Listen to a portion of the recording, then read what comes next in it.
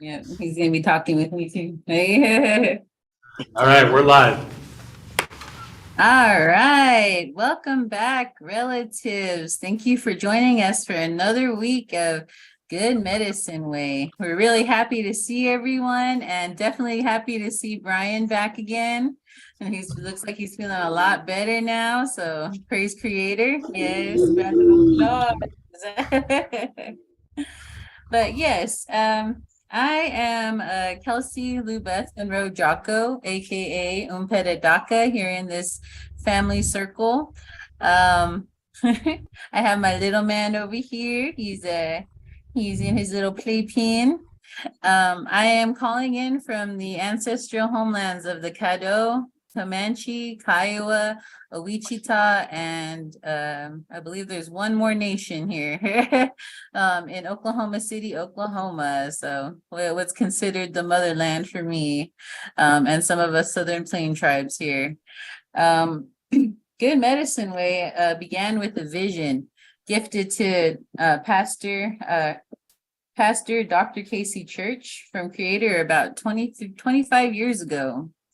With this vision, a beautiful and safe space for relatives of American Indian, Native American, Indigenous, Aboriginal, and any other type of Native ancestry gathered together to celebrate their unique culture. We celebrate together and to celebrate our identity in Creator and His Son, Creator sets free, Jesus. This sacred and blessed time has allowed for every one of us to see the beauty of creation as we discuss that which connects us all. It's my honor and privilege to welcome each of you to this most sacred family gathering from the ancestral homelands in Oklahoma City, Oklahoma. I want to extend a big thank you to all you relatives joining us from all over Turtle Island and throughout the world. It is beautiful to be here with all of you tonight, and I hope that you feel the great presence of Creator as we gather to listen to our uh, our northern brother, our northern relative, Christopher Eagle Bear. We also have a little moment for a lot of us sisters, aunties, mommies, nieces, granddaughters, to gather together to share a little bit about the Women's History Month. So we're very excited to hear from all of our sisters here. Okay, so I'm going to go ahead and pass this off to Joe Lopez, our Apache brother, for the land acknowledgement and directional prayer. So go ahead and take it away, Joe.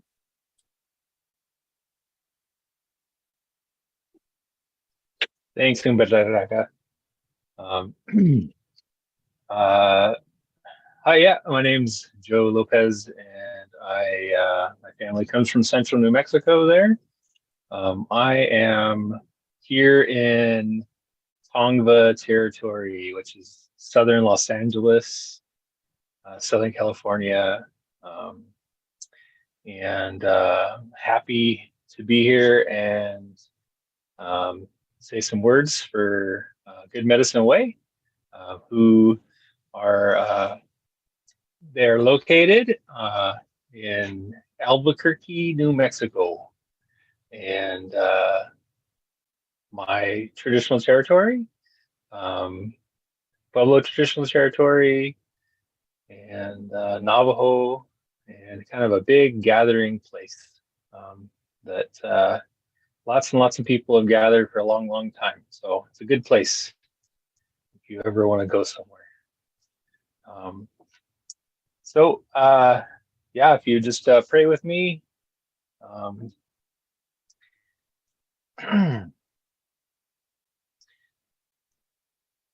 I think of our directional prayers, uh,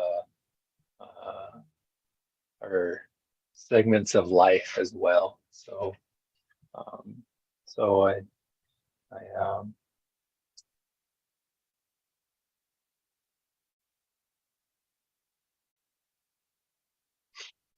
Creator, I just thank you for our time together today. Um, and like in the morning, as the sun rises in the east, we thank you for your blessing for a new day. for the beginning of new things, the beginning of life. We just praise you and bless you as we think of these things. We look to the south, to the warm breeze, the spring of life, the the good times. Just ask you as we remember these things that we're blessed by them, that we're taught by them, that you lead us in those ways and teach us the things that we need to learn in those times. And we look to the west, to the setting sun, the end of the day. We just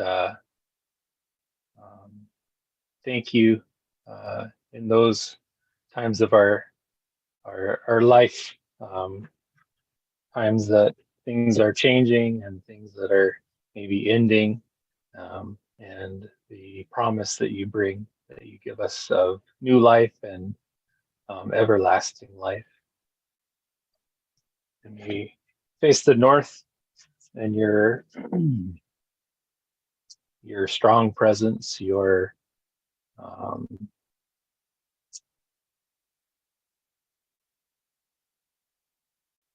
just your strong presence in our life circumstances that are tough.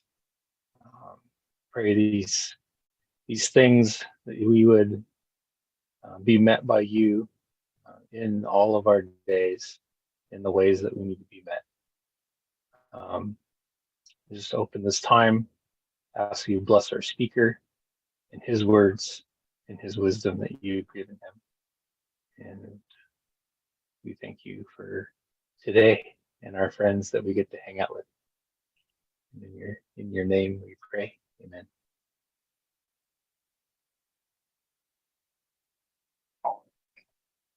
Thank you very much for that, Joe. That was really beautiful. Okay, so now we'll be handing it over to the Grovers, who will be bringing us a few songs. So if you guys are ready, go ahead and take it away, Grovers. All right. Do a couple here. We'll do the Lift You Up Round Dance and We Are One.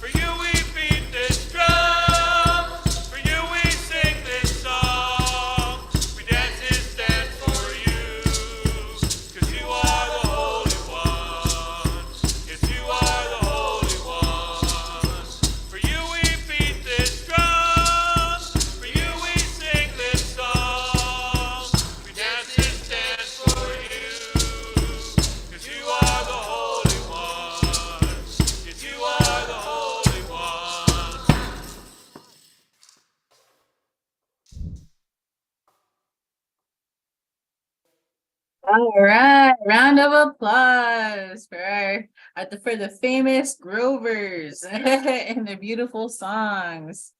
Thank you for sharing that. It was really touching and it sounded great. All right, so now we're going to be going into a segment where we're going to have a few of our lady relatives to share about women who influenced them as well. So I would like to call on Darlene first. Darlene, if you're ready, we'd like to hear for what you have to say. So go ahead and take it away.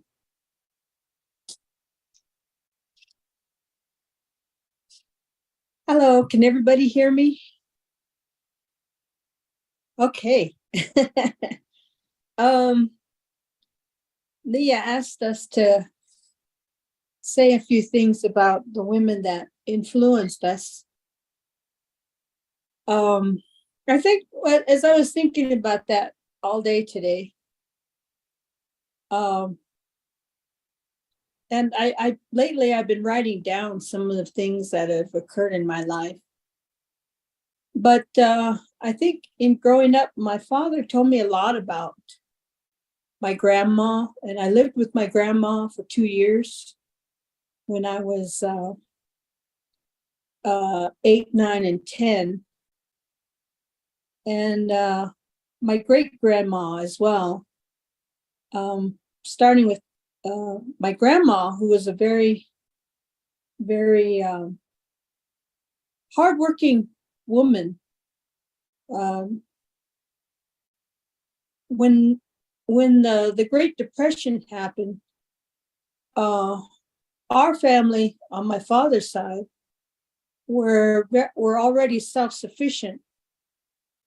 They had cattle, they had sheep, they had a large garden, they had large cornfield. And they had about, I think it was 6 kids altogether. One passed away as a young man, but they all helped her as they were growing up. My father talking about how he used to watch his little sister as she was a baby. But my grandma, she had chickens, everything they needed to survive on. And they tell me stories of people who were walking across the United States, and some of them would come into their area and ask to in exchange for work, that they would feed them on their way to California. And I know my great grandma was also a hard worker, just as my great grandpa was. They all were very hard workers. They followed the traditional ways of always getting up at sunrise and praying and and working very hard throughout the day. And my father told me those stories about them. My grandma and grandpa, not only did they have fruits and vegetables, which obviously, they dried during the fall, and kept squash and all that for the winter. But they also used to get up like 3 a.m. in the morning to make these, what we call Navajo pearls. They're silver beads. That's where we got our name, from my grandpa, silversmith. And they used to get up like 3 a.m. in the morning to make several of these. And then when the stores would open in town, they'd have to get the wagon set up and ride to town to sell these necklaces to the stores down there, and they would have paper money then. But my great grandma, they tell me, is the daughter of Chief Manuelito, which I didn't know all these years. And but my dad's cousin told that to the speaker, the man who used to be Speaker of our council, Speaker of the House, Lawrence Morgan. He told him that, and we were at a funeral somewhere. Oh, okay. We were at a funeral in southwest of Gallup, and he told the Speaker of the House told that story. So we were all like our jaws dropped, and we never thought we had any connection to Chief Manuelito, but apparently we do. And so I admire her for the hard work that she instilled in her children. Although growing up, I don't think I really had any woman that I really looked up to that was Native American, other than my aunts. My Aunt Arlene also, my dad's sister, she was traveling across, I guess maybe mostly the Western United States. She was kind of like my grandma. She did things the way my grandma did. Hard worker. She had been educated in the 5-year program, but she wasn't, highly educated like college or anything. But she traveled all over the Western United States with her husband, protesting against uranium. And I didn't realize that till she told me, not about 10 years ago too. So I look up to her as well. And they don't go around talking of themselves as with any pride, that they if they would have, I would have known a long time ago. But yeah, they all have a love for their people and their community. We had a big uranium spill. 1979, I think.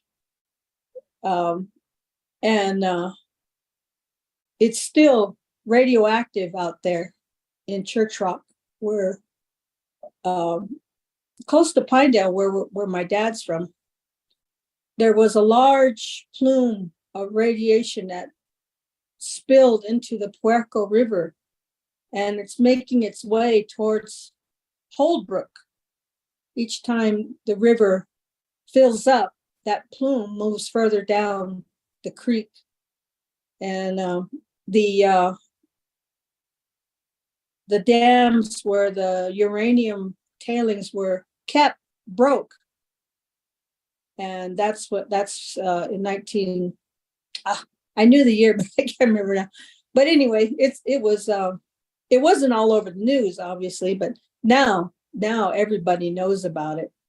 But and a lot of people in that area got cancer and have died from it.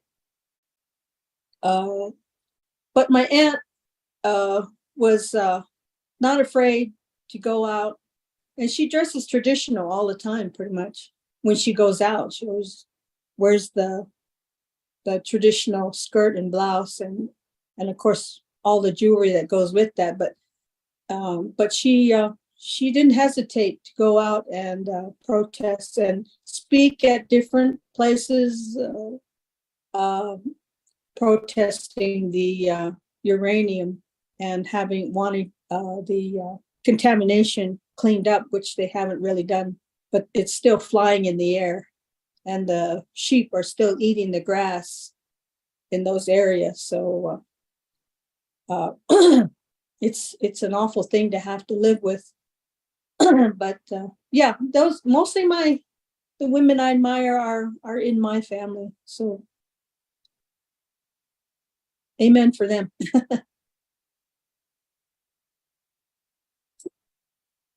Thank you so much for sharing that, Miss Darlene. It's really you really come from a very strong line of people, and it's really great to hear that that you still have that you're still being influenced by your relatives that have gone on, and it's just really beautiful. It's really terrible to hear about the mine, though. I was in the Four Corners area for so long, so I learned a lot about that, and I'm really glad that you were brave enough to share today, and it was really beautiful. So thank you for that. Thank you. Yeah. All right. So the next young lady that we will be speaking with, or that will be sharing a little bit about the women who influenced her, is Tamia. So if you're ready, Tamia, you can go ahead and take it away.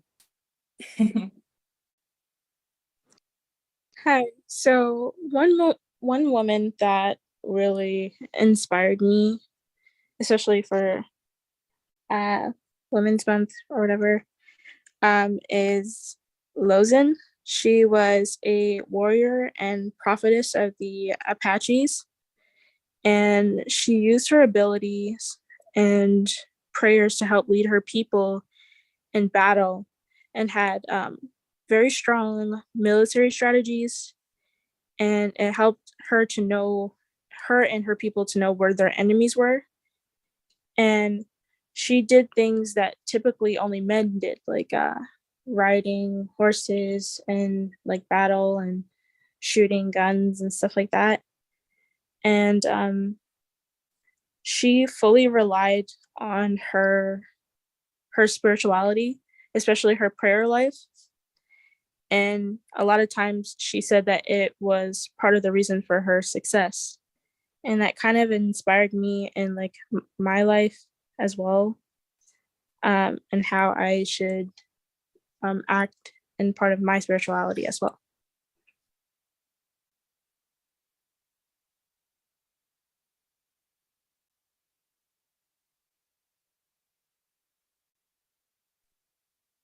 Thank you, Tamia, for sharing. What was her name again? Lozen.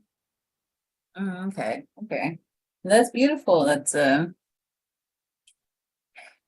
prayer warriors. That's very beautiful. So thank you for sharing that. It's very inspiring. Okay, now we'll be handing it over to Leah McCoo. Go ahead and tell us about the woman or women, or however you want to say it, who inspired you. So go ahead and take It's it funny, over. Petidaka, you said to thank Darlene for her courage or something in telling the story. And I think even an hour before, I was telling Leah Grover, I'm like, I don't know what to say. I don't know what to say. I don't know what to do. And then all of a sudden, Mom, I am such a fan of my mom. And I went, oh, no problem. I've got it. She goes, I'll pray for you. I got this. My mom was such an incredible Renaissance, just all around person. I remember once I was in the drive-through getting chicken for us. And there was a man standing just past the window because they would kick him out if they saw him begging next to where the people were paying for their food. And he said, excuse me, ma'am, I don't have any food. Could you give me some money for food? And I went, hold on just a minute. And I said, could you give me a paper bag, an extra paper bag? And they went, okay. And they gave me an extra paper bag. And I took all the chicken breasts out from the bucket of chicken. And I gave him all the chicken breasts because Mom and I are not partial to the chicken breast. we like all the other parts. And so I folded it up and he goes, oh, no, ma'am, I don't want to take any food from your family. And I went, don't you know you are my family? That is my mom. That is my mom right there. That came out of my mouth. That is my mom.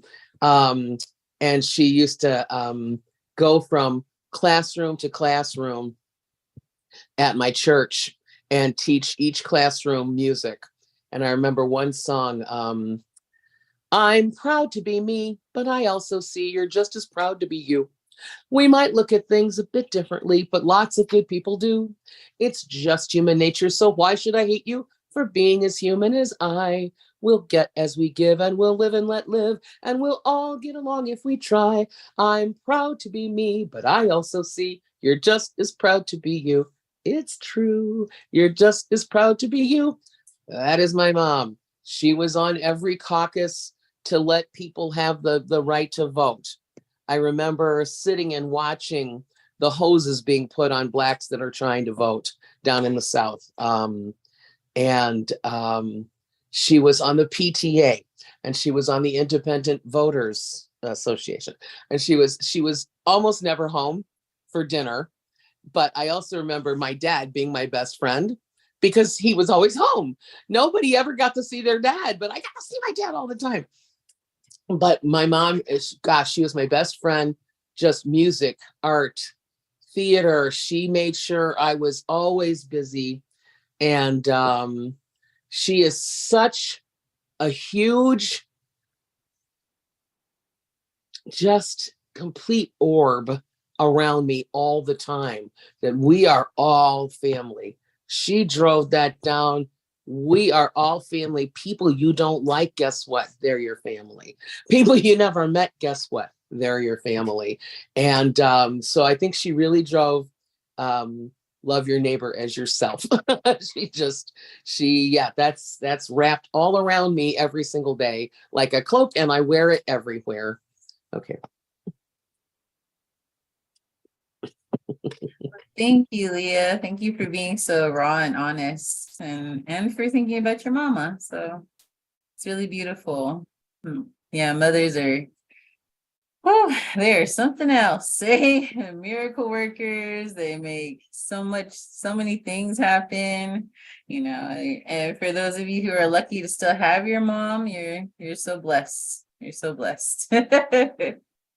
All right, the next one on our list is Heather Jim. Are you there, Heather? Oops. Hey, I like that one. All right, I'm gonna mute myself now. Go ahead, take it away, Heather.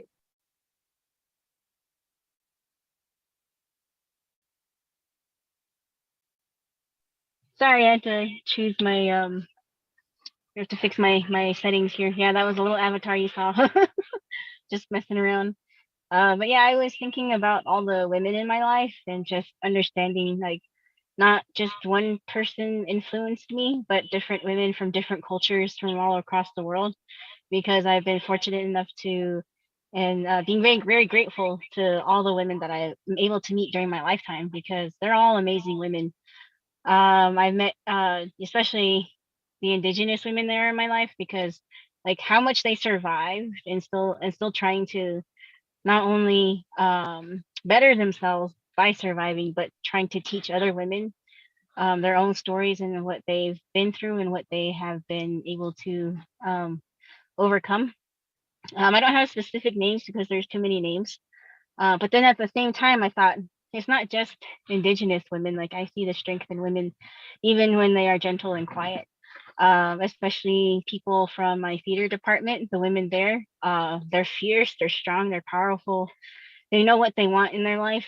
And especially people that believe in me, the women that believed in me and still believe in me, all across the support system I have. I'm very thankful for that, because there's actually a lot of women I'm very thankful for, that I've learned a lot from, that are not my biological family, but at the same time, spiritual family, but at the same time being in the spirit and understanding, like, love is love. Like, there's someone's mom, there's someone's sister, there's someone's auntie too. So just being able to extend the welcome and say, hey, you're part of my family now. And then we come from a strong line of family, a long line of strong women who have been doing it since they were born too. So it's really cool to see when women come together who have similar thoughts and ideas and values on how to love people, and then bringing that all together with their gifts and their talents. Like, it's just an explosion.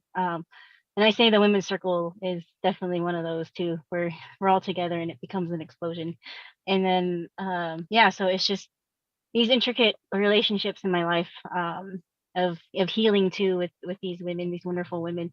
Even with the younger generation, like I learned a lot from the children, especially now, like, oh wow, like they're so they're so independent thinking, but at the same time they know like they can't do it on their own. And yeah, it's just wonderful to see the next generation of women being brought up differently than what we have seen in a long time. So I'm just thankful that you know, the language and everything is still here for those ones, especially for the Native Hawaiian people, and especially the ones that really taught me the strength in the spirit.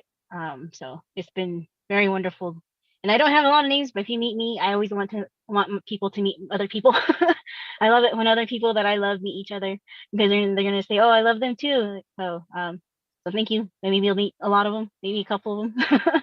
So thanks for allowing me the time to share my story about all the wonderful women in my life that are still here, and they're still fighting too, and they're still doing the thing that they need to do, and just being themselves and being alive. So I thank the Lord for all of that. So thanks.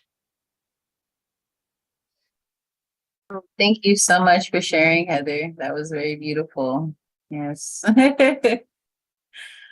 Very important to think about all the women that are around you. Yes, the ones who are guiding you even right now. So it's very beautiful. All right, I'll be calling on Diane to go ahead and share a little bit about the women that inspire you.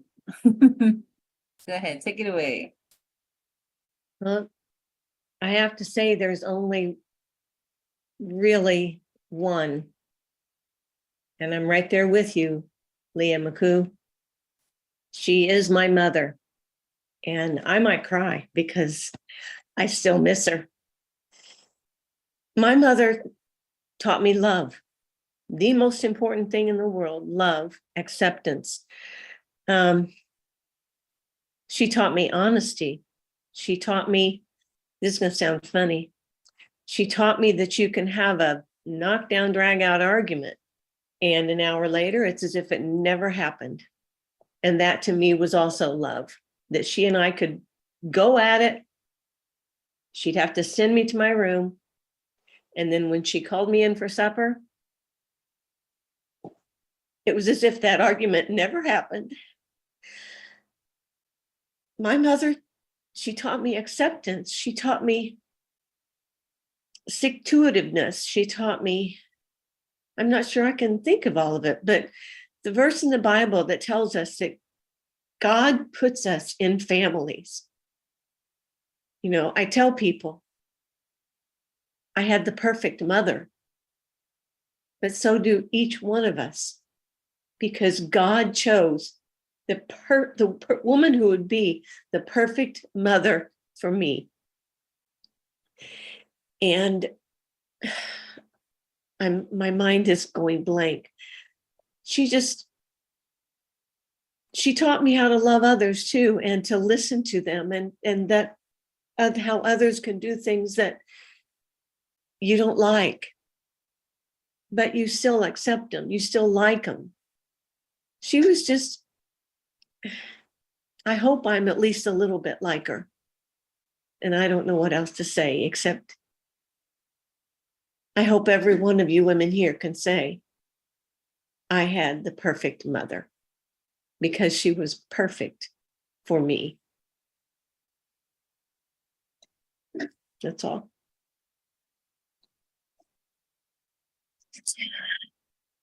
Thank you, Diane. That was very beautiful. Our mothers were perfect for us. That's amazing. Sorry, I'm crying now too. Okay. Yeah, just take a minute for our moms, you know, think about our mommies, think about our mamas. Okay. Now I'll be handing it over to Katie. Katie, go ahead and share your story too of a woman or women who inspired you to be who you are today. Hey everybody. It's good to be here. The woman that I thought of, at first I thought of like all the famous women, but I ended up landing on my auntie also. Yeah, she passed away 2 years ago, like around this time. So it's kind of special to share about it now. And so her name is Jeanette, and as I think about her, like, I think she just was a symbol of freedom in my life as I was growing up. And I didn't even realize like that she was free until I became older. And I didn't always know that it was Jesus, but I think she was someone in my family that really knew Jesus as her friend. And I remember she like taught me how to dance when nobody would teach me how to dance, or like had the joy to dance. And she taught me about like the stars. Like I have a really strong memory of being outside with her and her pointing out the stars to me, and just feeling really safe with her.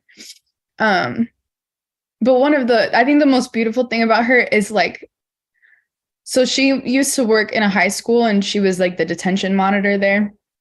And she worked there. She never retired. Like she worked there her whole life. And she really loved like high school kids that everyone else hated. And that is also part of what I do. And it's crazy to me how like Creator put us in the same family, and we never talked about it. Like we never talked about what we did with our lives, but looking back, like she actually was a huge influence. And she's like stuck with me even after she passed. And I was at a camp with some of the kids in the summer after she died so she passed in March, and then the summer after I was at this camp, and I met kids that had come to the camp from her school that she worked at. And they were able to tell me stories about my aunt that I didn't know. And I just remember like, I was cleaning their cabin. I was like cleaning their toilets, and I was like crying because I was like, they know Jesus now because my aunt told them, and I didn't know these kids, but we like all connected. Yeah, and she just opened up her home. Like she would make donuts before Lent started every year, and like she would literally invite everybody to come make donuts. And yeah, I'm really grateful for who she was. I'm grateful for my Aunt Jeanette, and I hope that I can be like just a tiny bit of who she was. And it's really special to tell her story here to you all, because I don't think she's been honored very much. Like she was just kind of a person who lived her life, but she deserves to be honored. So thank you. Thank you. Thank you for being very open and sharing your auntie's memory. That's really beautiful. And just to share a little bit about the women who inspired me to be who I am. I've talked about them many times. My grandma and my mom. My grandma, Betty Lou Weaver Howell. She was a full-blood Southern Ute, one of the last fluent ones. She married into the Pawnee and Cheyenne people, and she fit in there very well. But my grandpa and her had like a really strange relationship. He actually passed away on her birthday, so I think that tells you how much they really loved each other secretly, even though they couldn't be together. She was a tough lady going through the boarding school, being a guitarist in a rock band, telling my mom that we could dress however we want with our goth pants and our dark makeup and our black painted nails. And but she lived to be almost 75, I think it was. So the 75 or 70, I can't remember, but she passed away over 15 years ago, almost this June. But yeah, she was the one who inspired me to like take care of myself in a way. She showed me how to live the life the way you want to live it. She took care of my uncle, who has epilepsy, so she kind of had to stay with him for like his entire life and the rest of her life. So, and then my mom, she passed away in 2013. So it's coming up on that time when the 10 years comes around. I was in mourning for both of them for such a long time, because there were 6 of us. There was me, my mom, my grandma, my uncle, my 2 sisters. So I've always had a lot of women around me. Now my mom, she was very strong because she, even though my grandma was still around, my mom took on the matriarchal, all the responsibilities, and having to only be a mom and a dad to 3 girls, having to take care of her brother and her mom, and just being both of these women were super tough. They went through so much in life, and they came out real strong, and they're very inspiring. So yeah. I had a whole little thing written out about somebody else that I look up to, but other warrior women, American Indian movement, yeah, other warrior women, our moms, our aunties, our grandmas, even us women here in this circle, and everybody that's listening everywhere, we're all warrior women. We're all strong, and we're all going to make it through to show our children how they can make it through too. So yeah, that's pretty much what I'd like to say about that. But yeah. All right. So now I'm going to pass it over to Leah Grover for the smoke signals and giveaways. So go ahead and take it away, Leah. All right. Thank you for doing all that, Mpedadaka. And if you want to put your write-up on the Good Medicine Way wall, and I was going to invite everyone else, for this month of Women's History Month, if you want to post something about women who have inspired you, go ahead and put it there, on the Facebook wall. Let's encourage that. And as far as our smoke signals or our offerings, we finished the Lost History of Christianity for the Women's Circle, and we're going to be starting the book Braiding Sweetgrass next Wednesday, the 22nd of March.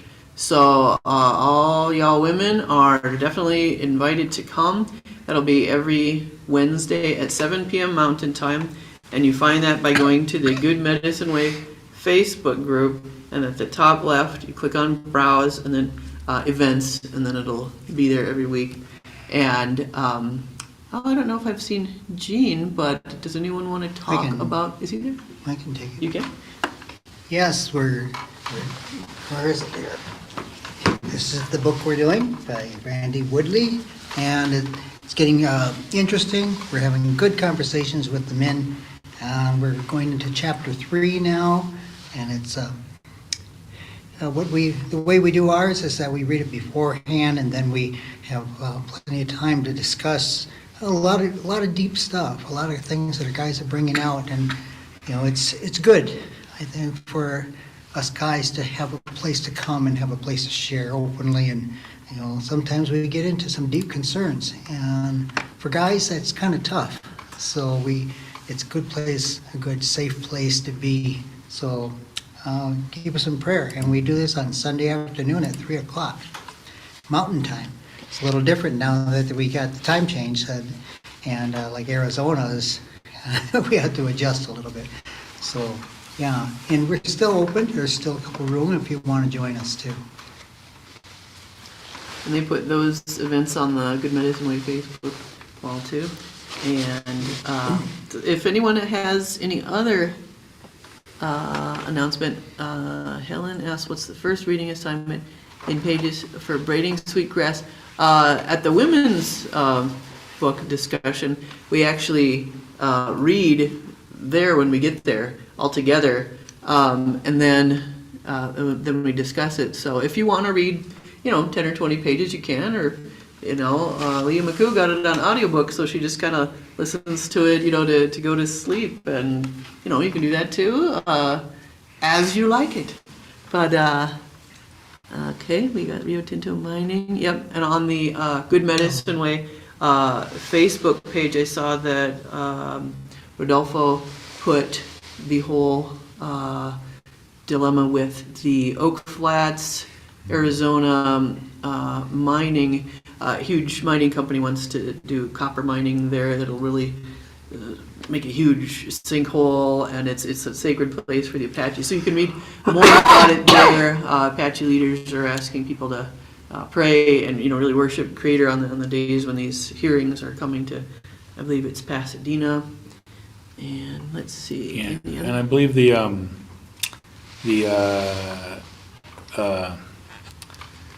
what do you guys call yourself? Dismantling the Doctrine of Discovery Coalition. Right. Yeah. So they're involved in that those actions as well. So yeah. Good stuff. So yeah. So yeah. Keep your ears and eyes open for things that are going on, because yeah, when it's a long sordid history of native lands being sold out for corporate interest, and in the long run, every person on the planet suffers the consequences. So, yeah. Alrighty. I don't know if anyone in the room has any announcements. Doesn't look like there's any more online. But the next part, the giveaways or offering, if you'd like to support financially the work of Good Medicine Way, you can also go to the Facebook Good Medicine Way group, and at the top there is a logo you can click on to donate through PayPal or with any kind of card you want, or you could direct message me, Leah Grover, if you want to donate a different way, and that would go towards things, towards the meals we have here on Mondays for whoever comes locally, and First Nations versions of the Bible, a lot that they give away to folks. And we're hoping to send some of the staff to different conferences this year, like the Nate's Symposium in early June, Wichoni Family Camp in July, things like this. Nate's is the North American Institute for Indigenous Theological Studies, which Professor Dr. Casey Church is one of the professors at, also Kimberly Medicine Horn Jackson, who's here. Very good. It's the only Indigenous seminary. So good stuff there. We're hoping to go to that. But I believe, yes, thank you, Dave, for posting those there. And I believe that's all for the giveaway announcement time. All right. Calling upon our prayer warriors. Pray for the Oak Flats. Lift up your prayers for the Apache people and other surrounding Indigenous people as well. That was something I didn't really think about. So thank you for sharing that. Yeah, okay. Now we will be going into one of our favorite segments of the stillness time, provided to us by Brian Grover. So go ahead and take it away, Brian. All right. So yeah, I'm just going to, Chris is going to be Christopher Eaglebear when he's going to be coming on right after this part. And he's going to be talking a lot about things dealing with the boarding schools and, a lot of the traumas that are involved in that. So it could be some pretty heavy topics that could come up, and, different levels of triggering or sorrow-inducing kinds of things, depending on your own experience and history with those kinds of things. So we just wanted to take a little bit of time to just really help ourselves to be settled and centered, and just to really make sure we're really just moving in harmony with Creator, so that, as we talk about these really important things, that we're right there alongside Creator, so that we can be supported and upheld, so that rather than feeling overwhelmed by these kinds of things, we can be inspired and empowered to help make a difference, as Christopher and his young colleagues did, as we will hear shortly. So for right now, just to whatever you need to do in your own space to just kind of really be settled and get yourself walking and moving with Creator in harmony and balance.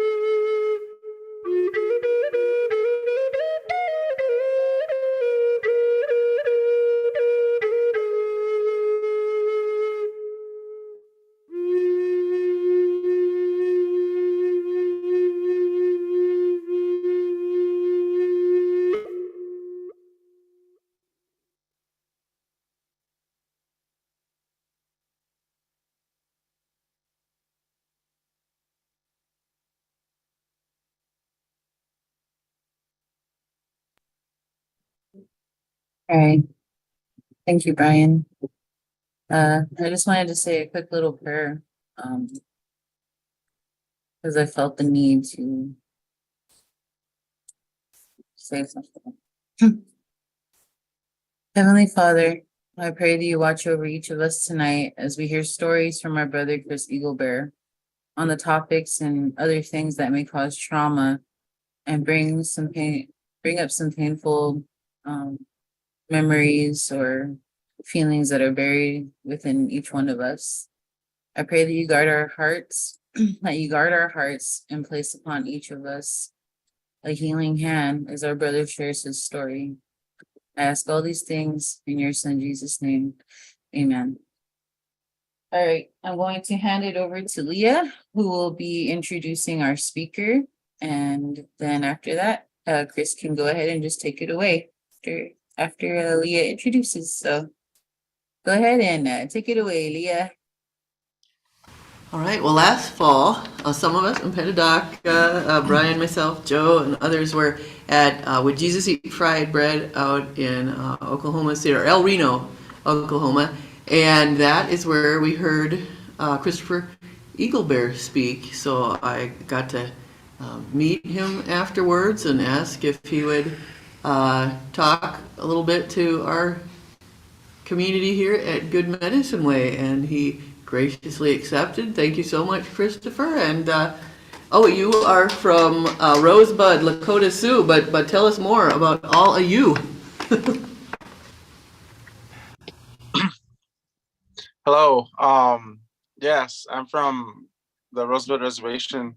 I'm a part of the youth council that actually our youth council has been around. Rosebud, it got started up like in the year 1999, and like with each group that's come through it, they've all built something for the next generation to bring new youth on board. And where we come from, it's the second biggest reservation in South Dakota. We're right next to Pine Ridge, South Central South Dakota. A population of around 16,000 people on the reservation. Enrolled, there's probably double that. So I want to say around close to 40,000 enrolled members, maybe more. Well, what's a unique statistic about where I come from is there are 16,000 people that live on the reservation currently, and only 30% of them are over the age of 18. That's a unique fact about where I come from. So yeah, pretty much what I do is I'm a wildland firefighter throughout the year. That's my occupation now. But since I was a youth all the way up until now, I've been involved with, I guess, finding the truth and a sense of finding out who we are as where I come from as Lakota people. Because, there's always this, especially in the generation today of lost people, lost souls, like living in two worlds at the same time. Like we have the reservation life and then we have the quote unquote white life, the two lives that we have to live. And to me, I still see it like that. I still live it like that. And but at the same time, they're both one and the same. It's like a yin and a yang, You gotta have that balance to like move forward. I've been a part of the Sichanga Youth Council, and in 2015 we had the opportunity to go to this conference called Unity. And a little backstory on what Unity is. It's a for those of you that don't know what it is, it's a conference for Native American indigenous youth that are pretty much looking to mold themselves into future leaders, future speakers, and future activists at the end of the day. So we went down there it was in Washington, D.C. at the time. And there was about 25 of us that went. For a lot of us, it was our first times off the reservation. And a lot of us, it was our first time leaving home. It was really cool. It was really awesome. We drove the entire way. Holy cow, it was a long drive. I remember getting to big cities and seeing, some of the kids that came with us, myself included, our face would light up every time we'd see the next, see buildings touch the sky, because you only see those in movies. Anyways, we get to Unity, Washington, D.C. We get to the conference, and for a lot of us, it was our first time speaking in a big crowd. But it was a good experience, and I'm grateful for it. And on the way home, we stopped in at a place called Carlisle, Pennsylvania. Before we stopped there, though, we stopped in at a amusement park, and we didn't know why. We thought it was just something to do, something to have fun. Come to find out, one of our instructors had this idea of we should have a good time before we, because for a lot of us, when we went to Carlisle, we had no clue what a boarding school was. We had no clue what Carlisle was. We had none of this knowledge because whatever happened to our people, they did it so well that we don't want to speak of it. We don't want to speak of the traumas that we've been through. We don't want to talk about, what Grandpa went through when he was just a little kid. And so we didn't understand. We didn't know what was going on. And later that night, we get to Carlisle. We sleep. The next day, we wake up and we go to a museum that was built on the notion that it was going to preserve what history Carlisle was, the boarding schools. And so when we get there, they gave us we had to go through security. That was the first thing we had to do was because Carlisle Industrial Boarding School now is a industrial military school where people learn the art of war, where people learn to pretty much know how to fight, know how to do military activity. And I think that's ironic because of what it used to be,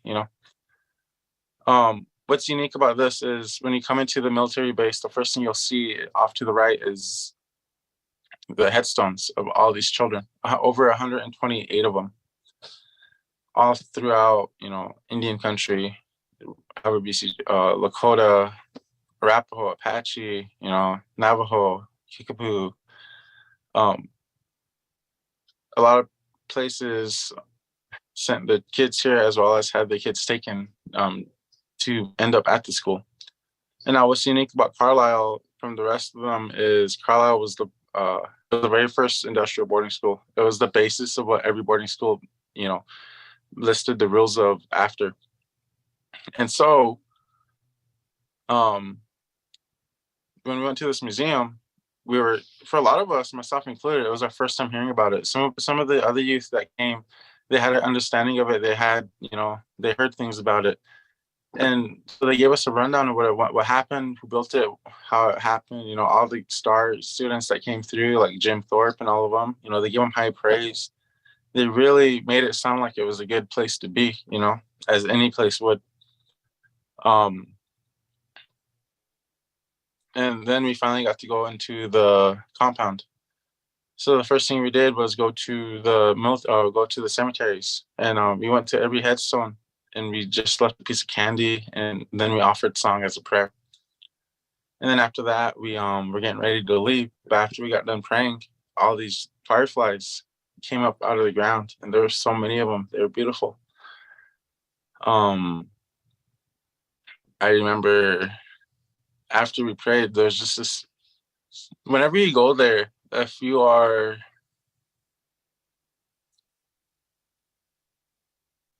whenever you go to Carlisle as an Indigenous person, you get this sense of there's a thickness over there. There's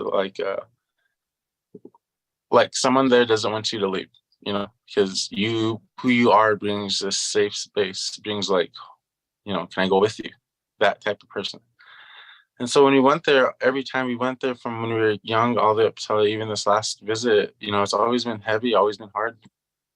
But in that moment when we were younger, whenever one of the youth popped a question, she said, "Why don't we bring them home?" And that was a brilliant question, because why don't we bring them home? Why do our kids have to stay here on pretty much what is a slap in the face to every ancestor, that had descendants from these children? Because to us, it's like, this happened to your kids. This is the end result, and we're going to show it on a busy highway, just right here, right at the side of the road. There's no honor to it. There's no grace. There's no respect to any of these. And so we went home with that. We went home with, what happened? How come we don't learn about this? How come we don't talk about this? We went home with a question of, why don't we bring them home? And so we went to our council a week and a half later. Half of the youth went there, and we asked them the same thing. How come we don't bring them home? And thanks to our council, they were on board with it too. They're like, why don't we bring them home?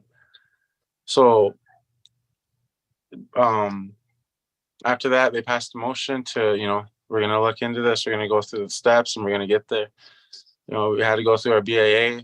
Our BIA is supposed to have every file on record of every Native American from when they first started to on a reservation. The BIA is supposed to keep track of who's who, of when they leave, or when they come back, And so these children that left, they were supposed to be, kept track of. And well, when we were doing our research, it was very sloppy. It was very not like that, unfortunately. And so we had to go through a lot of hoops, and a lot of our tribal leaders had to do a lot of bureaucratic stuff too, on a much higher level than us. And 6 years later, and a lot of traveling back and forth, and just doing research and getting yourself involved and learning, hearing stories for the first time of people that you grew up with, that you see highly of, talk about things that you can only write about, like you can only watch on a movie, because it sounds so fake. You don't want to believe it. You don't want to believe that there was genocide and pretty much a Holocaust right here in our own country. they don't talk about it. It's not in the history books. We don't, it's not something people question either. It happened. And so what's unique is 6 years later, in 2021, we had the opportunity to finally bring them home. 9 children from the Rosebud Sioux tribe. And so we did that. We went down there, and every step of the way from the beginning of the journey to now, and from so on and so forth, we've always done it with a sense of prayer, with that sense of that duty to always remember who we are and where we come from as Lakota people. And that's, Mitake, Oyase, all my relations, all my relatives. We all have that connection to one another, and so we've always respected that, and we move with the prayer of the medicine men that have helped throughout the journey to get us to where we were, to where we are now. And so we always remember that when we do things like this, when we work with touchy topics such as boarding schools, we always got to have that that prayer. And we're real grateful for that, because everything happens for a reason. Boarding schools, the whole basis of it, when the white man came across the sea and the treaties were made, we understood right away that communication was going to be, if not the worst thing possible, because we can't understand you can't understand us, But one thing was clear was that that's all it was just communication. Like, we were good. I don't know how to explain it. I probably shouldn't get into it, but long story short, education, the goal of education was that the future leaders, the youth coming up, should have this education so that they can walk in both the Lakota world and the Native American world and the American world. And so that they can have their English language as well as their native language, so that they can do the battles that our leaders couldn't understand. And most of our leaders understood that, like, this will probably be the route that we'll end up having to go anyway. So we'll do this. We'll promise the education so that we can fight our battles and get respect that we're supposed to have. What they didn't tell us, though, is what really happened. The end goal of these boarding schools. And every boarding school ran by the same rule of kill the Indian and save the man.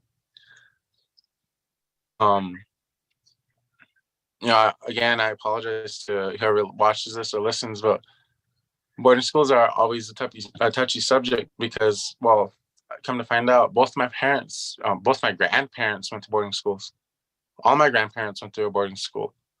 Some of them had good times that they talk about, and some of them never talked about it, and they still won't today. You can hear it in their voice of how much they don't want to go back to those moments. And to me, people act like that happened, 1,000 years ago, 500 years ago. They really try to make it seem that, like, it never happened at all. This is just 40 years ago. There are still schools up today that are remnants of those boarding schools that are still technically boarding schools, but they're so much better than they are from when they are what they are today to what they were back then. But that's not the point. The first step that we found after this was a step of healing, a step of finding out who we are, finding the power of who we once were. And that's where we are today with a lot of youth. A lot of youth are now striving for a better place, a better world, so that, when they grow up, when they have kids and they grow up, they won't have to question what's going on, what we're doing. They'll be able to live a life that every child used to live long before everything was ruined. But in order to do that, it's up to us to, lead the way, to show that example of not necessarily a revolution, but evolution. A great leader once said that in order to move forward, you must evolve in understanding that, like, we're all here. we're all just trying to get through it. We're all trying to figure out what, why does Uncle drink? Why do I have to stay here throughout the week? Where's mom? We're all just trying to figure that out, especially as we get older. We're all holding on to these traumas that we don't even know, that don't even come from us. They come from the ancestors that had these same feelings that we do. And, it's up to us to heal for the ones who couldn't, for the ones who still can't, to be that place of creator, to be that place of good medicine. It's up to us pretty much. So 6 years later we did that, and now what we're doing as a youth council is we're working with we're working on research. We're researching every school in South Dakota currently that was a boarding school, and there's about, I want to say, 12 of them that we're looking into right now. Everything's been moving slow because of COVID, but we're still doing our best to keep the momentum going on uncovering the truth of not only Native American history, but American history. Because whether we think about it or not, all of this is just the history of where we are today. And we have to take it for what it is. Because if we listen to the Holocaust and history books, why can't we listen to boarding schools? It's all one and the same. But yeah, my name is Christopher Eaglebear, and thank you.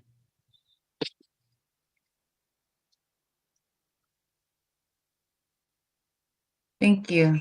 Thank you, Chris, for the, sorry, hold on, I might be having a little bit of echo.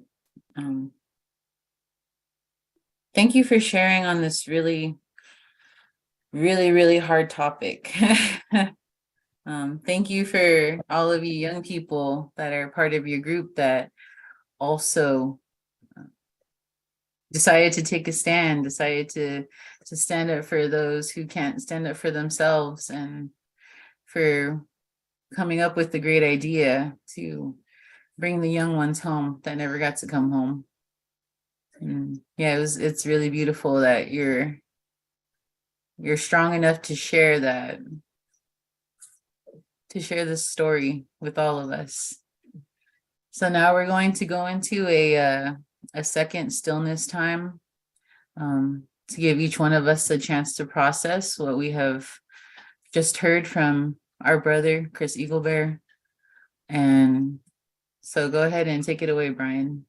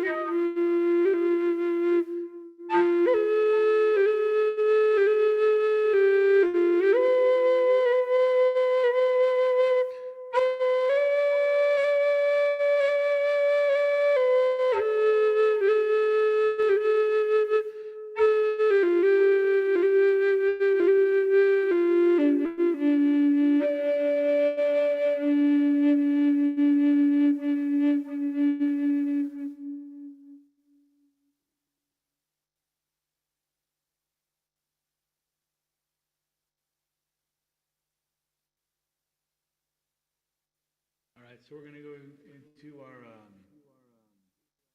question. All right, so now we're going to be going into a question and response time that will be led by Brian Grover. Again, I just want to thank you again, Chris, for sharing what you had to share. And yeah, all right, go ahead, take it away, Brian. All right, I see Helen's hand there, but I have one thing I'd like you to speak to, Chris. before we get rolling into the other questions and responses is, I remember when we were just hanging out and talking at with Jesus Eat Fry Bread, and you were talking about your experience with all this, that you said initially that some of the elders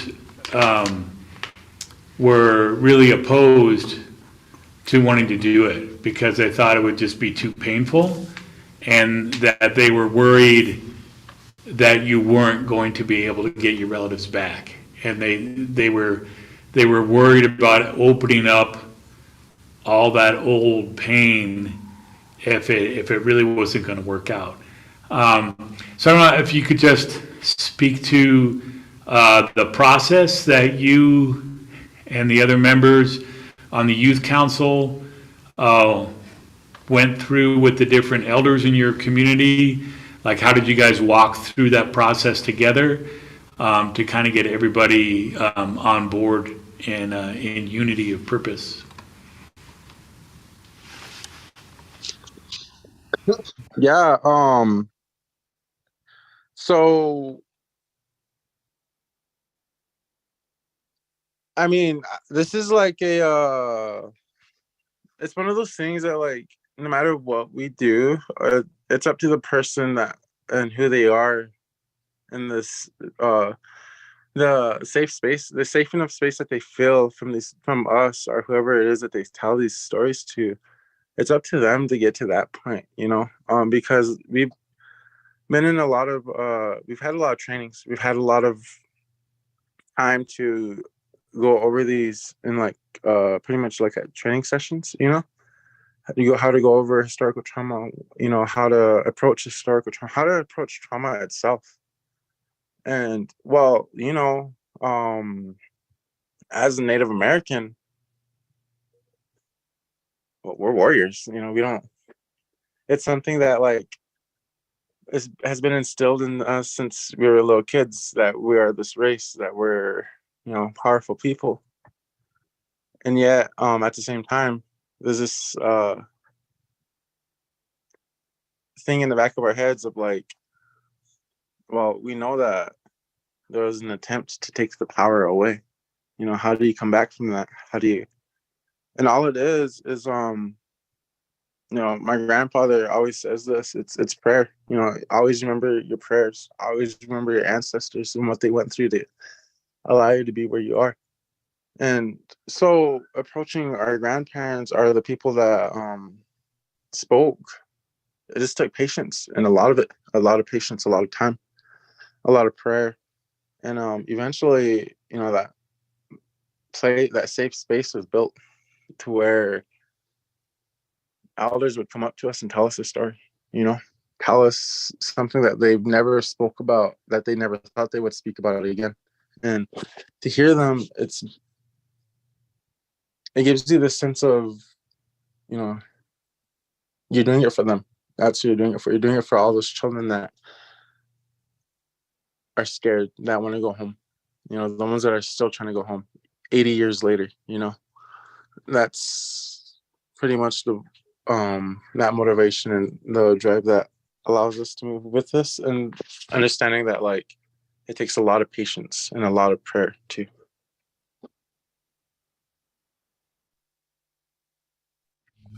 Yeah, thank you. All right, go ahead, Helen. Well, first, Chris, thank you for sharing with us tonight. I think it's amazing that the young people took up this movement, that you were the ones who were, I think that they were identifying with, and you responded. That's wonderful. I wanted to put something out, not as something you have to do, but just asking. You talked about there being a lot of prayer and creating a safe space for storytelling. Does it help anyone to record some of these stories so that they'll be there for future generations, whether it's recording them telling it or writing it down? But again, I realize that in order to do this, somebody has to relive horrific experiences. So I wouldn't force this on anyone, but I wondered, has there been any kind of effort like that, like there has been for example, the stories of the Holocaust, or stories about slavery that were collected?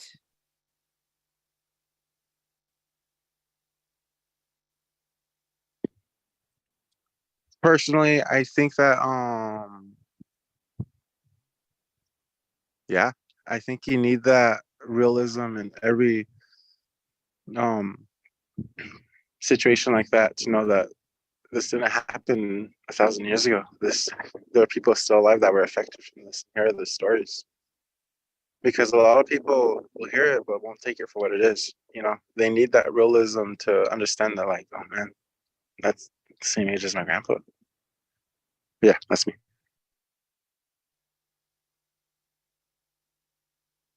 I think there's strength too, though, that knowing that somebody was in that horrible situation and yet they're sitting in front of you, that they did survive it. I don't mean to trivialize what they went through, but I think that shows a lot of strength to get through, to survive a situation like that. That would give me hope.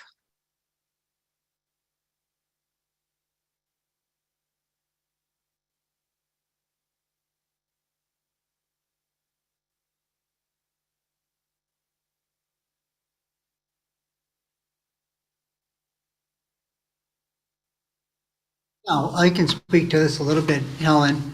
I've been in circles where working with white bison out of in Colorado Springs. They have an organization that did what's called the Journey of the Sacred Hoop. And during that journey, that took several days, they stopped in different places where boarding schools were, and they did record the stories from the people who were in boarding schools. And not everyone shared, but some people did share, and it's very deep, very sad. And those stories are out there. So it's called The Journey of the Sacred Hoop by an organization called White Bison. And they were here in Albuquerque during that journey back in 2003, I believe it was. Yeah, and it was right here at the Albuquerque Indian Center. And Don Coyas, who's the director of that program, spoke to that. And then some of the people in our area were able to talk about their boarding school stories. Yeah, and they're very powerful, they're very sad, and they can't even talk about some of the atrocities. They just cannot put words to the hurt, but they were able to talk about many of the things. So that's out there.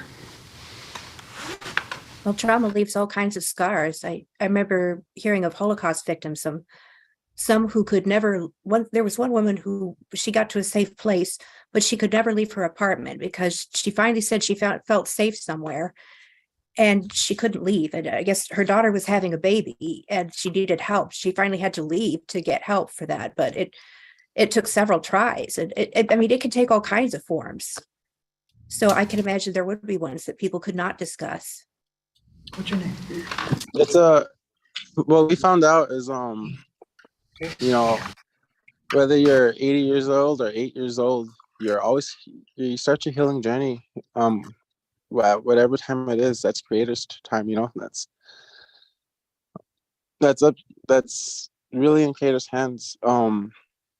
It's when He knows you're ready for it, and that can come at any time. And these elders that would speak their stories, that would take a lot of strength for them. That would take a lot of courage to do. Because it was the first time doing it in so many years. And for us, we thought of it as the first step of healing, getting over what our people had to go through for hundreds of years. And, whether we think about it or not, every person comes from a tribe, everyone, not just the people of Turtle Island. Everyone once came from a tribe, some shape or another. And what happened to us, what took a couple of 100 years to happen to us, probably took thousands of years to happen to them. to where they got the formula down and they could come over and make it happen to us the way they did. So not only are we trying to heal, our culture, we're trying to heal the culture of the world, essentially, because every soul can go back to every living being has these ancestral DNA roots that connect them to creator, that connect them to all of us, to the wind, to the trees. And all it is that first step of healing, finding that strength. We're told crying, that's a form of weakness. You're not supposed to cry. But that came when the white man came in 1492. Tears are a form of expression that you cannot say with words. They're unique. We're the only beings that can create this form of, well, we're not the only ones, but we can create our own water out of our eyes that replicates the ocean. We are the world at the end of the day. And sometimes we just forget that. And so, sometimes it just takes some kids to tell you that you're more than what the world put you through. And it's all a healing journey, though. It all leads down to that. Finding that part of you that was lost so many years ago,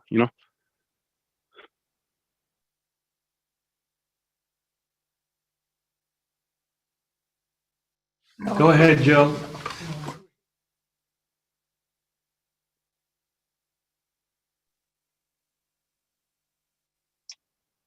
Hey, Chris, I just want to thank you for your words today, and I do remember you sharing in El Reno there. They're good words. I am encouraged by your journey that you've been on, and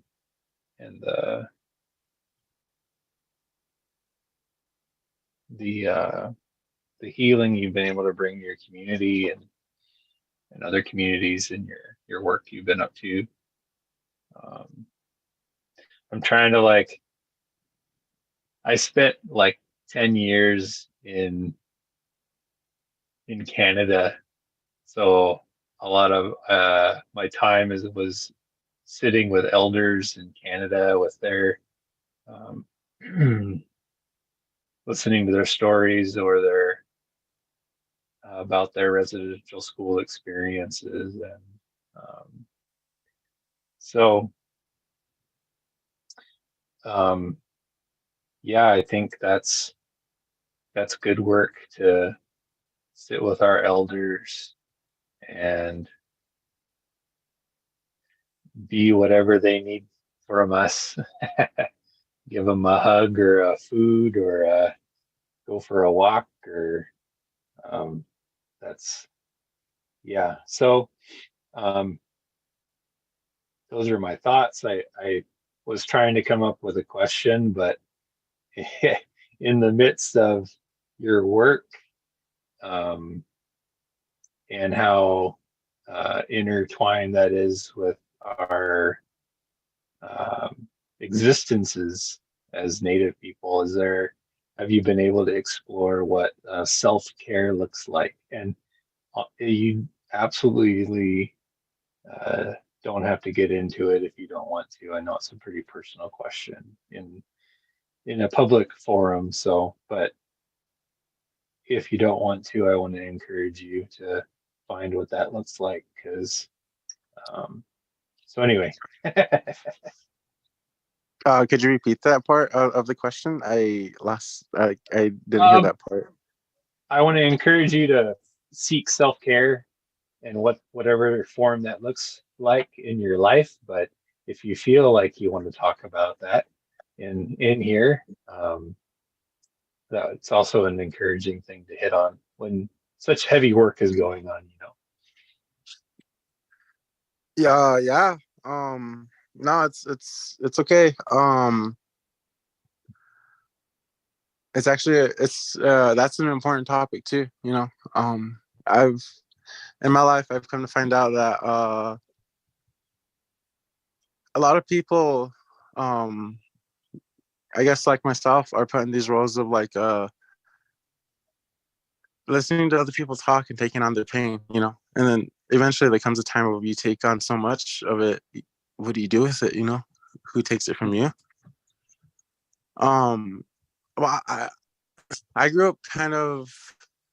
I consider myself really blessed the way I grew up. I grew up with my culture with my grandfather. He was very adamant that I do this. You know, like for me, it was just growing up.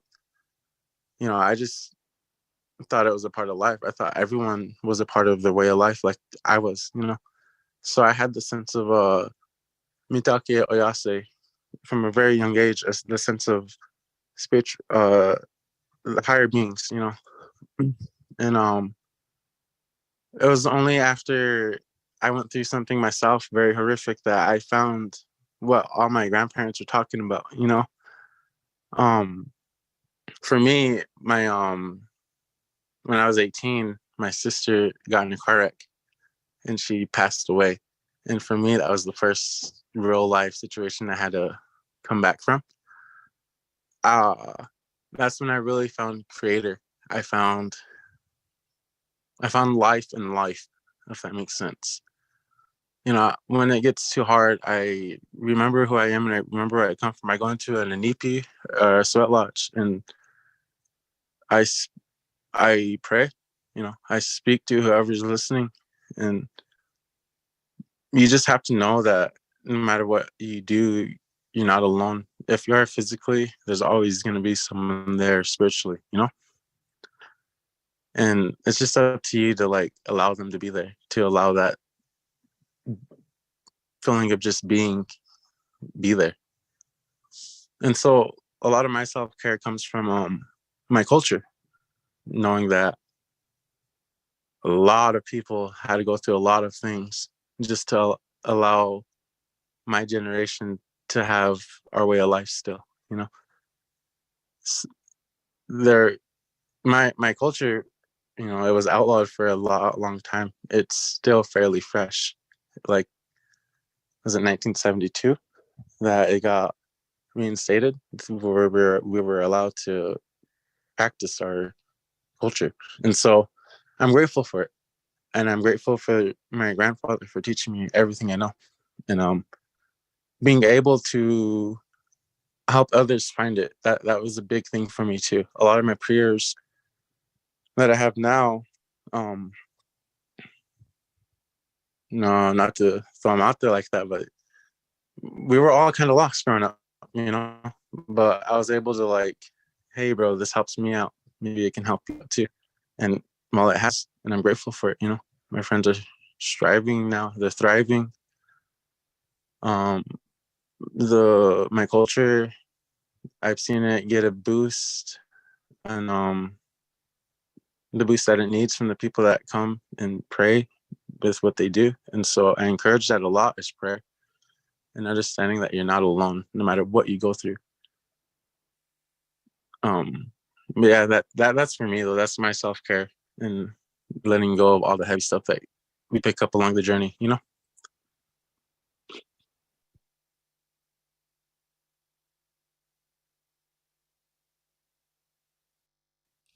Okay, go ahead, Dee.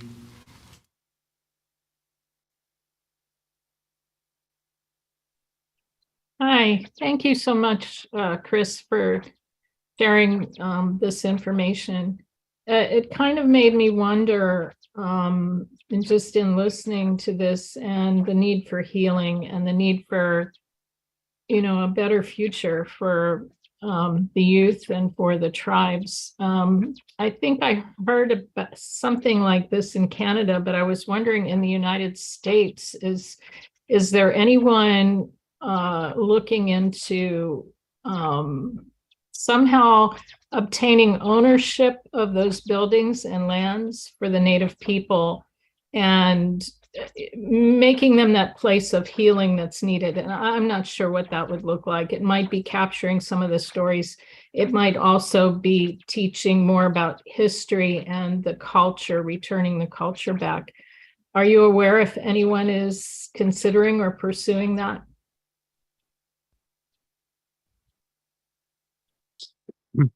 I'm aware of the topic, but I guess on my reservation after we came back from Carlisle, a lot of places have been brought up, and they're kind of like shelters pretty much, not only for adults but for youth as well, you know. And it doesn't have to be the physical horrific things either. Like, it's some of them are just for mental weekends, or like just to get away, you know. But as a big scale thing like that, I don't have any information on that. Do you think anything like that would be helpful, or just leaving it as it is? Definitely, I think it would help some people, most people. It would all depend on I guess the places that they pick, you know, because a lot of people won't want to go back to a place where that's caused them, you know, hurt, even if it's a place of protection these days.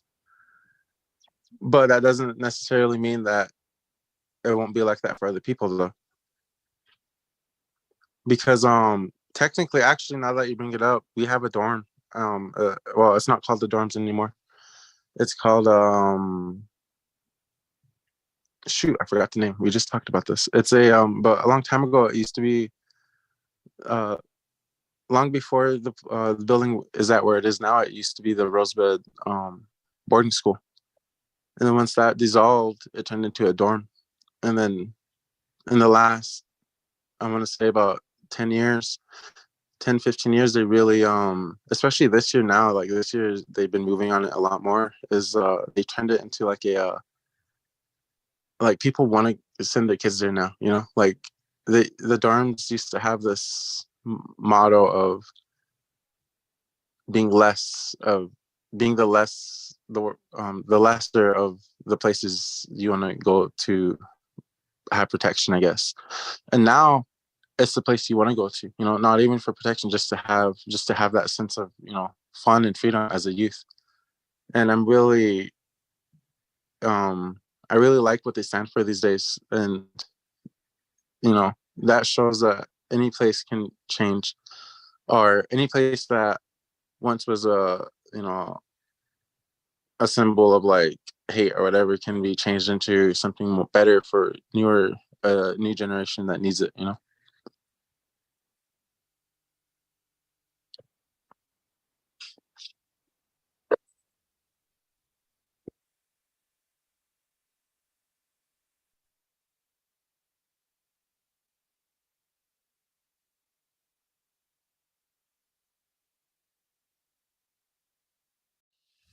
All right, Darlene, go ahead.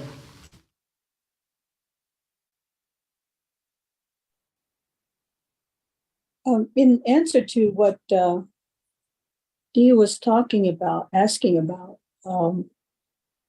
I have been to one program called Healing Hearts, Transforming Nations. You can find that under HHTN, I think, .org. And it's a 3-day, I don't know if you would call it a conference, but from it was started by I think it was a Scottish doctor, and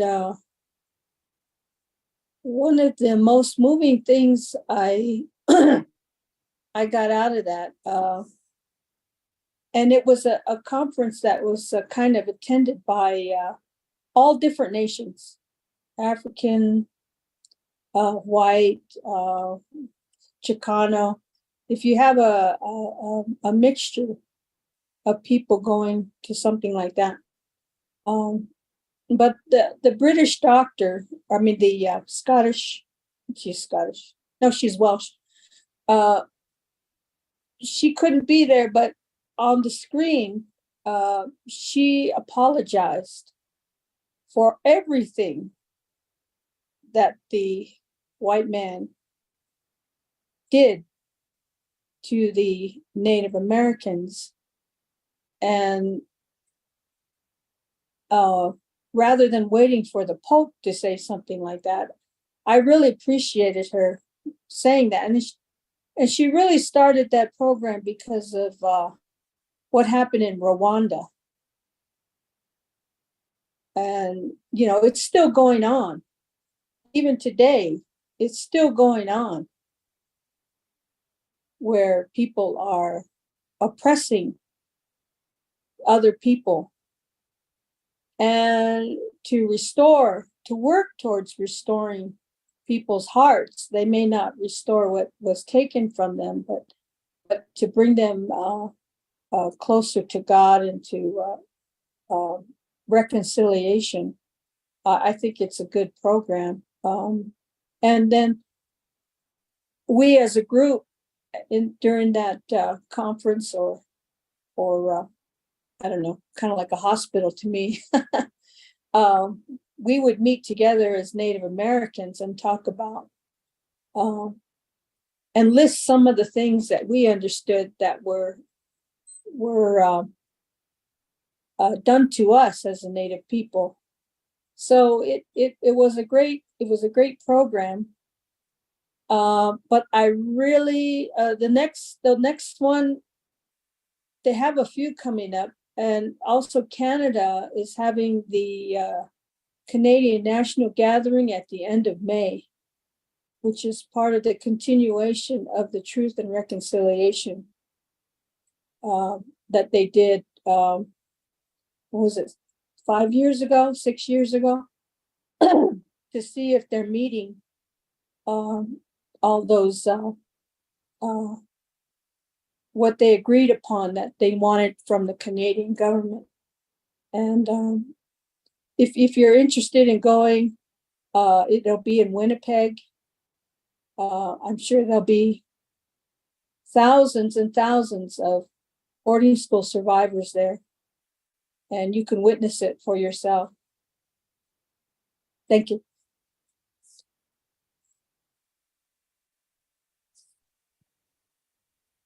That sounds like a great opportunity. I'd like to have more information on that actually.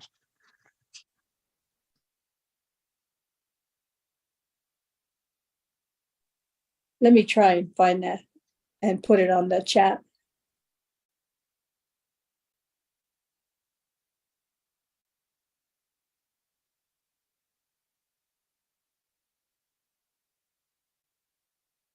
Follow up with your question, the Deborah Holland with the Department of Interior has set up the Federal Indian Boarding School Initiative. So there is something that they're going to keep doing for some time now, because there are hundreds of boarding schools in the United States that are no longer in existence, but the locations are still there, and there are many graves that are still there and unmarked. And so there's lots to be done as far as figuring out what to do, really, to leave them in place, to honor them and do we really need to excavate them out and retrieve the bodies? But a lot of them are unmarked, so no one knows where they go or to what tribe. Chris, for my question for you is, what logistically, what did you have to do to bring those children home? Working with the, I imagine you had to work with NAGPRA, but imagine you had to work with the state and also with spiritual leaders, because someone had to exhume those bodies from the ground and then give them to somebody for reinterment in the ground. What are some of the logistics? Were you involved in that, or were others? That's my question. What our group, the things that our group did was in order for, because Carlisle was on a military industrial school, we had to do a lot of things with the military I don't even know what they're called. We had to go to a lot of a lot of things with the military, and so that's we had to do it on the government level, and but the basis of what pretty much we had to do to find out who was we were fortunate in having names in the tribe that they were affiliated with. And so what we had to go through was our tribal historical preservation office, our THIPO, and find the descendants, who is related, who is the direct descendant of these people. And but that was that was just the thing though, was like where we come from, Mitaki, like all of us were the descendants of these 9 children, but the government wanted it to be a direct descendant. And so that's what we had to do, was just find the direct descendants of these ancestors that were lost. Who was responsible for exhuming the bodies from the ground to get them to? I can't talk about that part. Youth council and yourself put it in the hands of others, officials, to get it done? Or did they allow the youth council or yourself to be part of that? Our spiritual leaders did most of the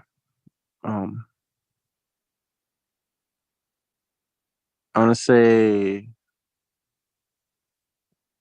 I don't know how to word this. Our spiritual leaders were the ones that did the most with the physical things that were left.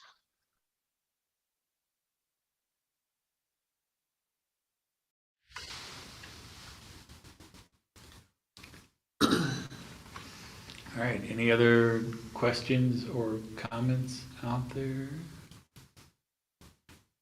I was going to say, I went to Carlisle Indian Industrial School, gosh, maybe around 2010. I had heard of a woman, Barb Landis, who had been doing historical work documenting the names of the children that were at the burial site. And so I was an undergrad at the time, and I emailed her, and I was able to go over there and meet with her and talk with her. And at that time, there had to be special clearance for me to go onto the grounds where the cemetery was. And the cemetery is not in its original location.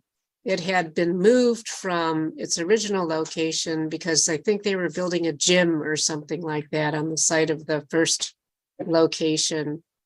And the interesting thing was the uniformity of the headstones, but then there was a little corner in that graveyard in the second location that had military people. A couple of military men were buried there. And the stark difference between the headstones, like those of the children were just like a plain white headstone. And then when we got to the military people, huge, fancy granite, beautiful, sparkling stones with all this information on it. But I remember going there and playing my flute and just praying for all the little ones that were there. But if anyone's interested in going to Carlisle Indian Industrial, they do have the Cumberland Historical Library very close to the site of where the children were buried in the old boarding school site. And you can go into their library and see handwritten notes, see all kinds of interesting things about the school and the students who went there at the time. And something like that can be healing in and of itself. And I remember meeting people there who were trying to research relatives that they thought might have gone to the school. So, and I know that they have had some healing powwows there on site. This could have been a little ways back. I don't know how current that is. But the other thing too, with the boarding schools, and Casey was talking about it too, I did some research for about 10 months with the National Native American Boarding School Healing Coalition. And one of the things that they do, if you go to their website, is they offer trauma healing sessions. I think it's about quarterly, like once every season. So an elder will speak and there will be some time for people to heal from that trauma. But some of the sites of the schools have been long gone. They've burned down, been destroyed in tornadoes. They have maybe been used for something else if they were still standing. But one of the locations of the boarding schools we found was, it was a highway, you know, so there's just no way to ever know. And then in some cases where there was a school, the people in that community, the indigenous people of that community may have called it by one name, and the actual name of the school may have been different, you know. So then there's a question of, was it the same school? You know, so there's all kinds of layers of complexity that go on with that. And certainly doing all that research was, it was necessary to do self-care for the rest of the team and I that were doing that. And we would make sure that we would take time out to be outside, to pray, to smudge. One woman made skirts, ribbon skirts. So there are all different kinds of things that we have to do when we go into those deep, deep waters to find what each individual person can call healing. And for me, my mother was a boarding school survivor. And I remember going to the Yankton Sioux Reservation, to the site of the boarding school, and smudging the church inside and outside. And I'm sure I probably looked like I was crazy to some people, but I would place my hands on each building and pray. You know, and this was long after everything had happened over there. And my mom was with me at the time. It was one of the first times she had been back on those grounds. And I would pray that the darkness that happened in those buildings would be gone. And then I would pray to usher in the healing of Jesus to come into those buildings. And we did the same thing over on the Rosebud Reservation, and then also Pine Ridge to some of the schools there. And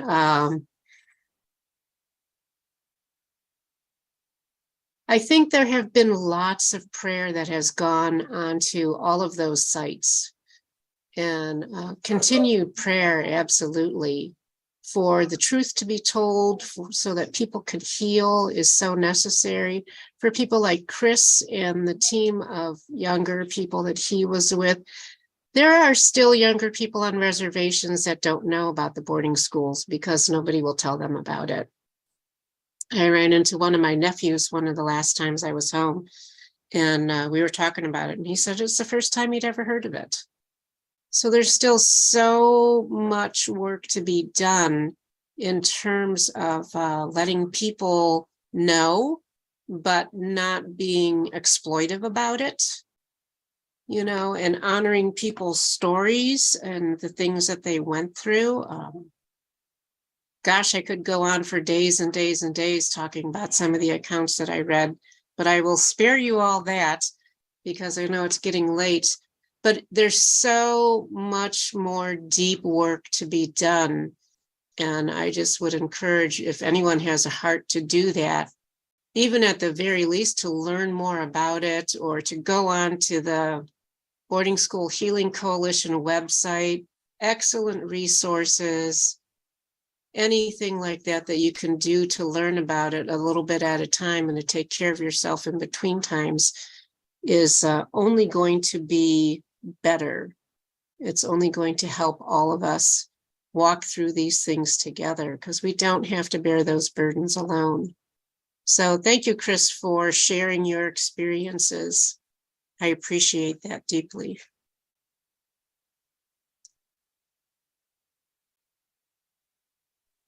Yes. And actually, Barb and that whole place that she has was a big help for us too. I forgot. Thanks for bringing that up. I got a chance to meet her, and go to that place and read the accounts of, especially the 9 children that we brought back. Read what they went through, and the letters that they, because some of them did have letters. So it was nice that that place was there as a resource. A quick question. At the National Native Boarding School Healing Coalition website, are there a lot of stories of former children who survived boarding schools on there also? There are some stories. I'm trying to think of who it was, a former AIM person. I'm not going to say the name because I don't remember it for sure. There's a YouTube of his story. And then there's all kinds of resources. The website is quite expansive. So give yourself some time to explore. There's lots on the TRC website for Canada.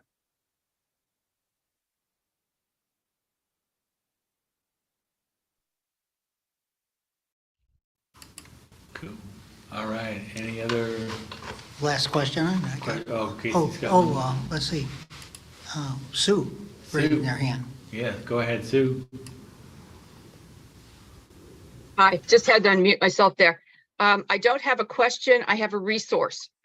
I worked with women in crisis situations for years. And of course, Casey knows we've worked with Wachoni and Nates for some time. And Ray and I are now on the Accountability and Healing Project subcommittee to help educate people and also to help bring the children back. There is a friend of ours named Deacon Eddie Ensley, who is Cherokee. And Eddie is a pastoral counselor. He himself he's written many books, but there's one called Pause in Wonder, and I'll attach the link in a minute. And it is, from his perspective, it's a devotional. So when people are ready, when they need to do self-care, when there needs to be healing from trauma, this is a devotional for that purpose. And he goes into much of the intergenerational trauma he has personally encountered. That's all. I was just hoping that it could help somebody.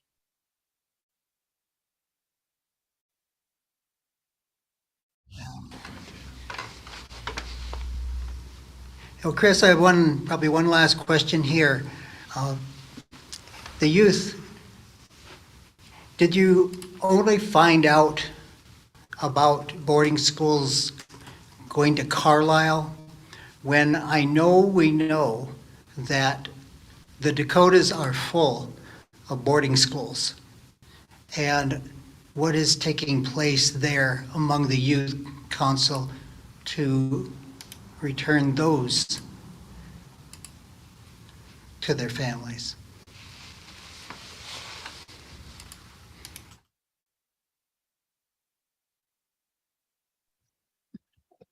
I'm sorry, what was that?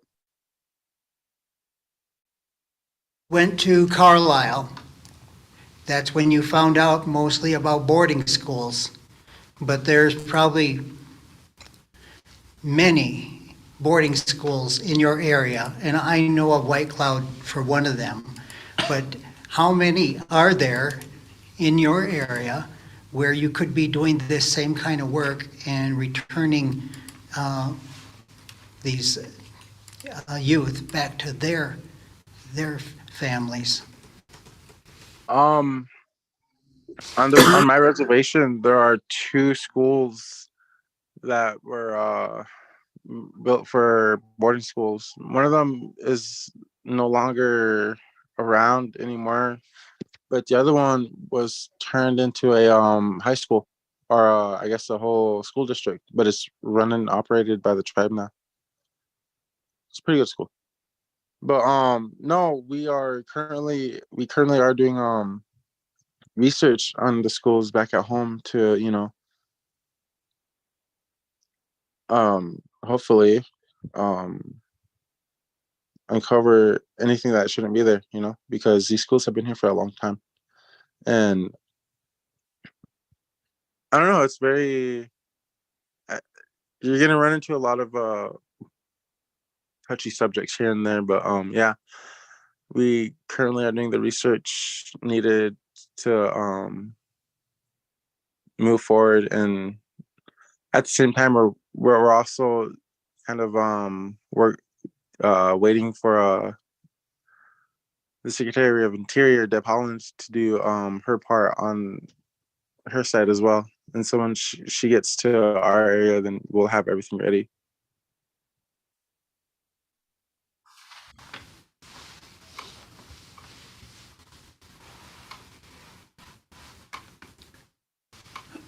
Cool. Any other last questions or comments? Can I say something real quick? Can you guys hear me? Yeah. Hey guys, my name's Paul. I have an LLM in Native American law. I study this a lot. I just wanted to say that there's a lot of feminine aspects of the Creator. Just kind of synthesize the two things with healing and birth. And I just want to give praise and thanks for the healing and the feminine sides. English language doesn't want us to see the feminine side of our Creator. So I just want to give thanks and respect to the healing that our Creator gives us. Thanks, guys. All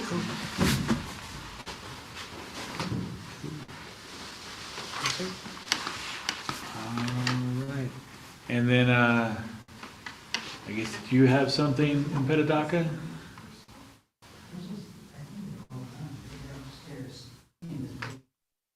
Well, I do just want to thank Chris Eagleberg again, sharing his experience of what he had while he was on the Carlisle boarding school site, and for the beautiful things that his young people, that our youth turning into leaders are doing to bring healing and growing into the leadership roles, and having the elders take them by the hand and lead them as well. And I want to thank him and his team for their conviction that they had in their heart to do what was needed to be done, and to start this whole new movement, and taking a direction, or taking a step in the direction of healing. So should I go ahead and share what I wanted to do now, or? Yeah, go ahead. Okay. While I was listening to everyone's comments and everyone's responses and the questions and everything, and while I was thinking through all this, did outfit change? Yeah, orange shirt now. But I felt this need to offer up a little bit of a song. I don't know if I'm going to do the whole thing, but if I do, yeah, it'll be all right. All right.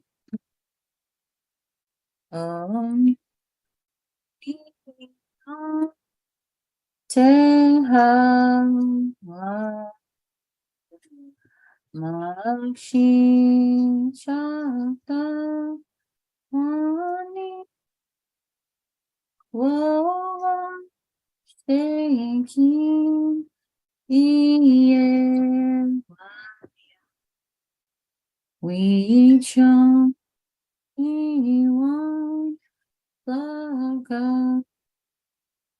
one staying here, chante maya, washa maya, inta, we chage inu. Oh, Peki wana, oh, Taki gle, Tehi wana, Egna, Hima, Chaga, oh, taking Elma Washte Homa Jula Oto Kahe Yachin Yata Ohi Yana Wakantanka Wawi Tanki Yuha Mawa Nite. I just felt singing Amazing Grace in Lakota would kind of round this all out with everything that we learned today, everything that Chris experienced and his team, and just all of the things that we were all feeling. I felt like that would be something to share. So did you all want to go ahead and take over for the closing song, and then after that we'll hand it over to Preston? Yeah. All right, so go ahead and take it away.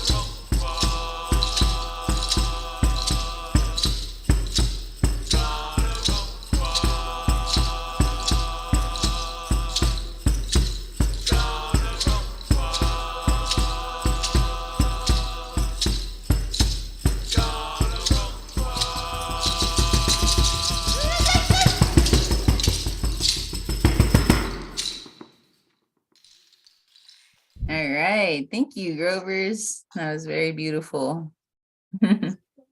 All right. So now we're going to hand it over to Preston for our send-off blessings. Thank you, Ubadaka.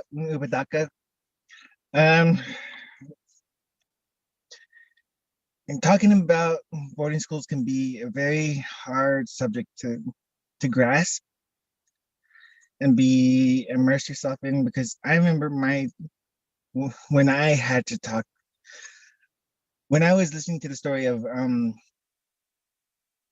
Susie Silver Smith, I needed something in my hands and to be able to keep myself busy so I can just put that anger that I had into something else, because of the amount of frustration and the amount of things. And no one should not have to deal with that. No one should not have to go through that and live through that. And that is not Christ-like. There is no love. So, and it's been hurting many generations. So, like I said, I tore up a huge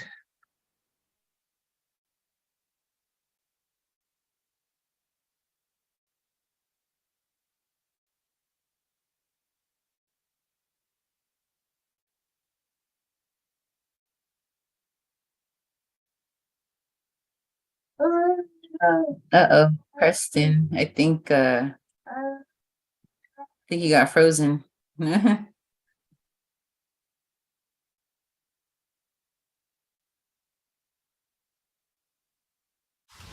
Yeah, looks like we lost him. You want to just go ahead and pray us out in Petitaka? Okay. Yeah. Yeah, I could do that. Heavenly Father, I just want to thank you for today. I want to thank you for gathering each one of us together. I want to thank you for the topic that Chris has shared with each of us. I pray that you help to bring healing and restoration and reconciliation and all those other big words to each one of our people that are here, to each of our people who are listening, and just to everyone who's been hurt by these traumas within the boarding schools and the boarding school experiences. Heavenly Father, I just pray that you put your healing hand over each one of the children, each one of the families, each one of the descendants, and all those who are still carrying on these awful feelings. I pray that you bring healing to each one of them, and I just pray that you help us to remember and be able to speak and be able to listen to the stories of the people who have actually gone through these terrible, terrible things. I pray that you also help us to see the good things that are happening as well, Lord, that are the healing that has happened and the good things that came out of these dark places. I pray that you help each one of us to be brave and bold as the young people that Chris works with.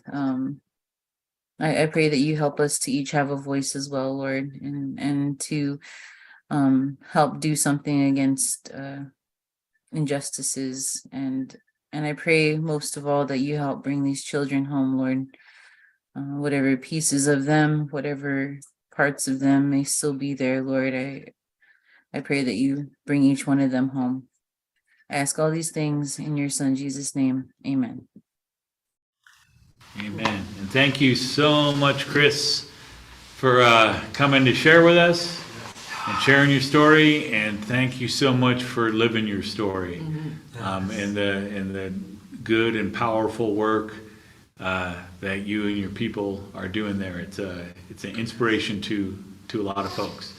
So yeah, so thanks for that, and thanks for coming to share with us. Yeah, thank you guys for having me. It's been an honor. I'm always up for another time. All right, sounds good.